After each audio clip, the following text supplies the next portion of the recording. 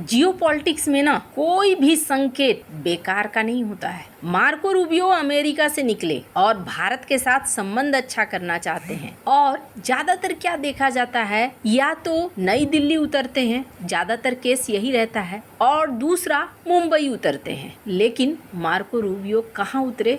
कोलकाता में आखिरकार अमेरिकी विदेश मंत्री का क्या काम है? और सिर्फ अमेरिकी विदेश मंत्री ही नहीं, क्या भारत ने पूरी दुनिया और खास करके कई बड़े दिग्गज देशों को यहाँ पर चौंका दिया है? क्या हो रहा है बंगाल में, और बंगाल अमेरिका के लिए इतना खास क्यों बन गया है? क्यों उतरे हैं मार्को रूबियो? क्या हो रहा है और आगे क्या हो सकता है? सिर्फ मार्को रूबियो ही नहीं, यहाँ पर तो नाम कनाडा का भी आ रहा है, नाम यहाँ पर जापान का भी आ रहा है, बहुत सारे देशों का आ रहा है। जियोपॉलिटिक्स में बहुत कुछ चल रहा है, हमेशा की तरह जानने को मिलेगा बहुत कुछ। आइए जानते हैं इन खबरों को विस्तार से। स्क्रीन पे एक वीडियो देख रहे हैं और इस वीडियो में देख रहे हैं मार्को रूबियो को जो कोलकाता में उतर चुके हैं। पहली बात तो ये कि अपना दौरा ये कोलकाता से शुरू कर रहे हैं। अब इस वीडियो में उनका स्वागत करते दिखे गौर। हालांकि ये जो पूरा वेलकम है तरीके से ही हुआ, पर एक चीज आपने नोटिस किया होगा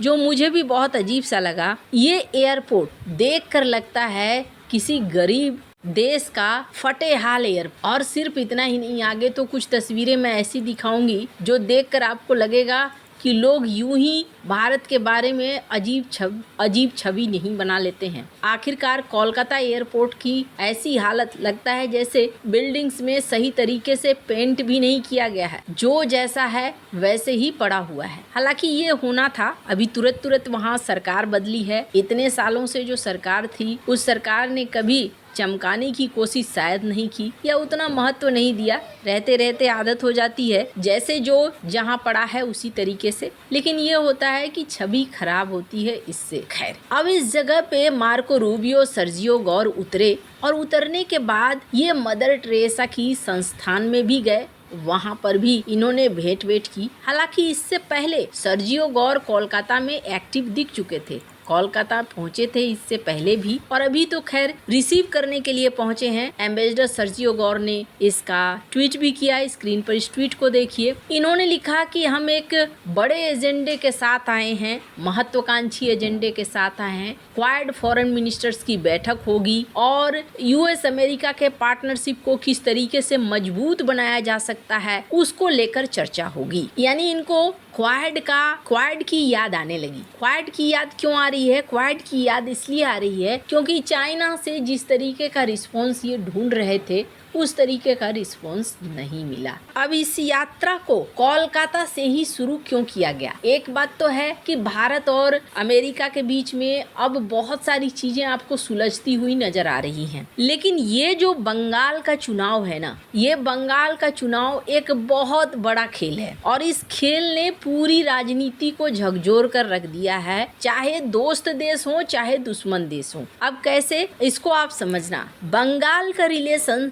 सिर्फ बांग्लादेश से नहीं है। जो जियोपॉलिटिकल सीन अभी बन रहा है, इस बंगाल का रिएक्शन ताइवान तक जाता है और इस बंगाल का रिएक्शन कनाडा तक जाता है। अब सीन क्या है, आपने यहाँ पर देखा होगा भारत और जापान ये दोनों साथ उतरे हैं। कहाँ पर उतरे हैं? जापान का बांग्लादेश में कई प्रोजेक्ट चल रहा है, ये शायद बहुत कम लोगों को पता हो, लेकिन जापान यहाँ पर एक इकोनॉमिक हब बनाना चाहता है और इस इकोनॉमिक हब के जरिए वो क्या करना चाहता है, एक तीर से कई निशाने साधना चाहता है। जापान का सबसे बड़ा अगर दुश्मन कहें तो कौन है?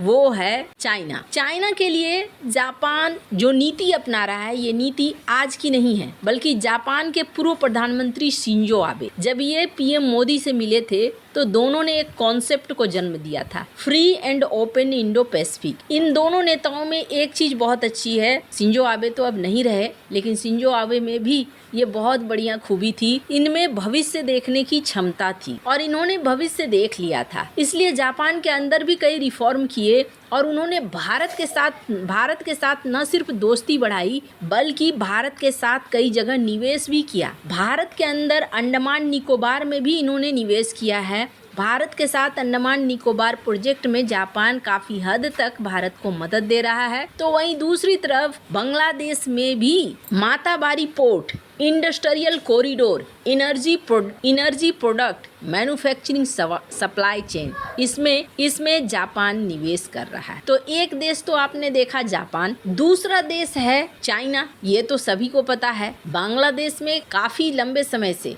चाइना ने अपना प्रभाव जमाना शुरू कर दिया था। लेकिन शेख हसीना का जब कार्यकाल था तो शेख हसीना के कार्यकाल में भारत का प्रभाव ज्यादा अच्छा था चाइना के बनिस्बत। लेकिन अभी का सीन क्या हो गया है? अभी का सीन ये हो गया है कि बांग्लादेश को पाकिस्तान अपनी तरफ खींच रहा है, पर्दे के पीछे चाइना भी अपनी तरफ खींच रहा है, और बांग्लादेश में खुद ऐसी परिस्थितियां हैं कि ये भी स्थिर नहीं है, ये चाइना और पाकिस्तान की तरफ खींच रहे हैं। खास करके तारिक रहमान को लेकर जो सोचा गया था वैसा देखने को नहीं मिल रहा है। पर कहते हैं कूटनीति राजनीति में वही आगे बढ़ पाता है जो सारे पत्ते अपने पास रखता है, और ऐसा ही इस समय हो रहा है। यहाँ पर कनाडा की तरफ से भी एक संकट है। कनाडा का कहना है कि देखो बहुत सारे बांग्लादेश में रोहिंग्या हैं, बे ऑफ बंगाल ये एक ऐसा इलाका है जहाँ हमें नजर रखने की जरूरत है। चलो ठीक है, अमेरिका भी यहाँ पर अपना एक नज़रिया रखता है।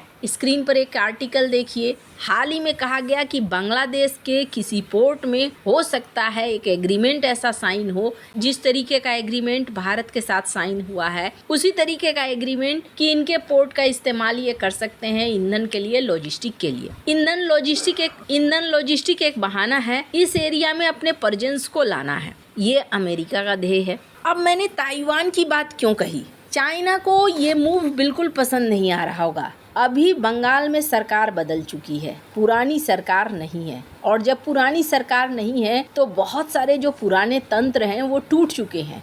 अब एकदम से नया तंत्र आकर खड़ा हो चुका है। मार्को रूबियो यहाँ पहुँचे नए तंत्र के साथ संवाद स्थापित करने, इस माहौल का जायजा लेने के लिए। क्या चल रहा है क्या नहीं, ये बहुत ज़्यादा खास है, क्योंकि बे ऑफ बंगाल में चाइना का भी प्रभाव बढ़ रहा है। भारत का प्रभाव तो पहले से था ही। चाइना के प्रभाव को काउंटर करने के लिए अमेरिका, कनाडा, जापान यहाँ अपनी उपस्थिति दर्ज करा रहे हैं। सिर्फ इतना ही नहीं, बांग्लादेश में रूस की भी मौजूदगी है। तो ऐसे में बांग्लादेश, बे ऑफ बंगाल ये बन गया है एक्टिव पॉलिटिक्स का केंद्र, और इस केंद्र पे रूबियो का उतरना ये बताता है कि इस जगह को वो बहुत ज्यादा महत्व देते हैं। क्यों? मलक्का स्ट्रेट, कल को अगर ताइवान पर हमला होता है तो यहाँ से चाइना को जवाब देना, बे ऑफ बंगाल में चाइना के लिए काट ढूंढना। खैर, अब ये तो इलाका केंद्र बना हुआ है, बांग्लादेश कई सुपर पावर्स के बीच में अब फंसा हुआ है। पर हाँ, आने वाला समय इस इलाके के लिए बहुत खास होने वाला है। आपको क्या लगता है? इन सब मामले में आपकी क्या राय है? कमेंट कर जरूर बताएं। जल्द मिलते हैं अगले वीडियो में नई खबर के साथ।